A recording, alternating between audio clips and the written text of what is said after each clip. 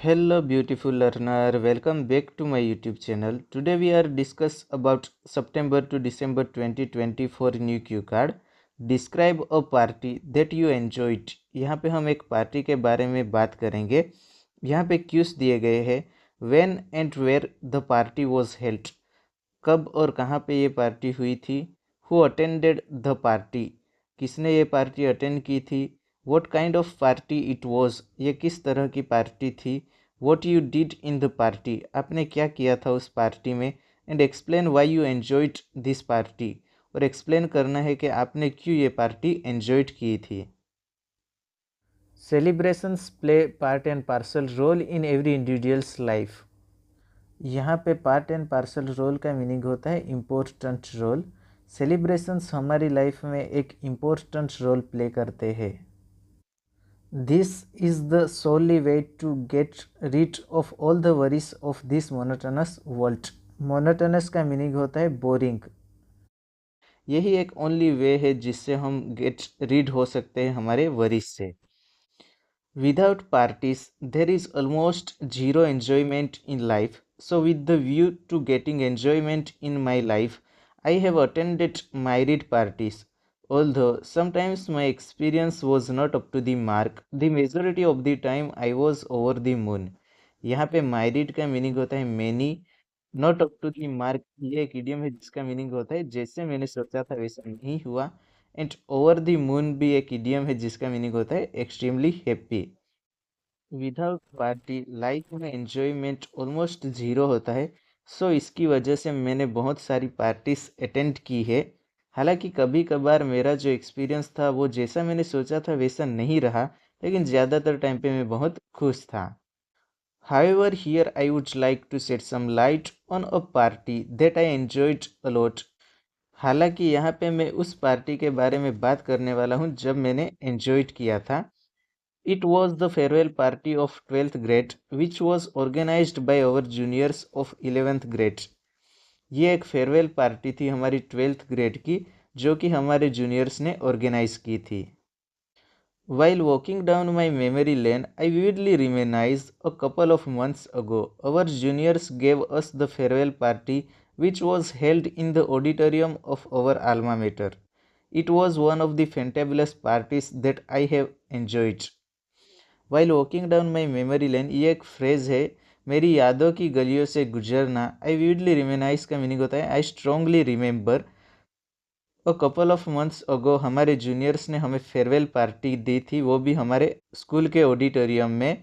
थोड़े महीने पहले हमारे जूनियर्स ने हमें फेयरवेल पार्टी दी थी हमारे स्कूल के ऑडिटोरियम में. आल्मा मेटर का मीनिंग होता है स्कूल. फेंटेबुलस का मीनिंग होता है स्टुपेंडियस, बहुत बढ़िया. ये एक बहुत बढ़िया पार्टी थी, मैंने एंजॉय की थी उनमें से. I remember all the aspirants of 12th grade were dress well and were a beautiful smile on their faces. Aspirants का मीनिंग होता है स्टूडेंट्स. मुझे अच्छी तरह से याद है 12th ग्रेड के ऑल स्टूडेंट ने बहुत अच्छा ड्रेस वॉर किया था, एज वेल एज उनके फेस पे भी एक ब्यूटीफुल स्माइल थी. We all were bouncing off the worlds. Bouncing off the worlds ये एक इडियम है जिसका मीनिंग होता है बहुत एक्साइटेड होना एंड एनर्जी से भरे होना. The auditorium was embellished with lights, balloons and flowers. It was looking like a sopers in paradise. Embellish का मीनिंग होता है decoration and a sopers in paradise ये एक इडियम है जिसका मीनिंग होता है बहुत ही सुंदर लगना, मीन्स स्वर्ग जैसा प्लेस. हमारा जो ऑडिटोरियम था वो लाइट्स, बलून्स एंड फ्लावर्स से डेकोरेट किया था, एज वेल एज वो बहुत ही ब्यूटीफुल लग रहा था. Besides this the students of 11th grade planned it very well as there were ample games to play. All the winners of games were getting their prizes simultaneously. Ample का meaning होता है many. इसके अलावा 11th grade के स्टूडेंटों ने बहुत अच्छी तरह से सब कुछ प्लान किया था एंड वहाँ पे बहुत सारी गेम्स भी थी. सब विनर को बारी बारी से प्राइज भी मिले. Moreover there was a fashion show as well. इसके अलावा वहाँ पे फैशन शो भी ऑर्गेनाइज किया था. Student of 12th grade did ramp walk. All the teachers and students gave a big round of applause which enhances the happiness and confidence of participants. Enhances का meaning होता है increase. 12th grade के स्टूडेंटों ने ramp walk किया था and all the students and teachers ने big round of applause से उनका जो कॉन्फिडेंस एंड हैप्पीनेस को इन्हांस किया था। The management team of our school announced the mister and missus farewell of that party. हमारी स्कूल की मैनेजमेंट टीम ने mister and missus farewell of the party भी अनाउंस किया था। I also got best personality award in that party which meant a lot to me. और मुझे भी वहाँ पे बेस्ट पर्सनालिटी अवार्ड मिला था, वो मेरे लिए बहुत बड़ी बात थी। Apart from this we clicked umpteen photographs in order to make that day memorable. इसके अलावा हमने वहाँ पे बहुत सारे फ़ोटोज़ क्लिक किए थे हमारे डे को मेमोरेबल बनाने के लिए। अम्टीन का मीनिंग होता है many. We also received farewell gifts from our juniors which were exquisite. Exquisite का मीनिंग होता है ब्यूटीफुल।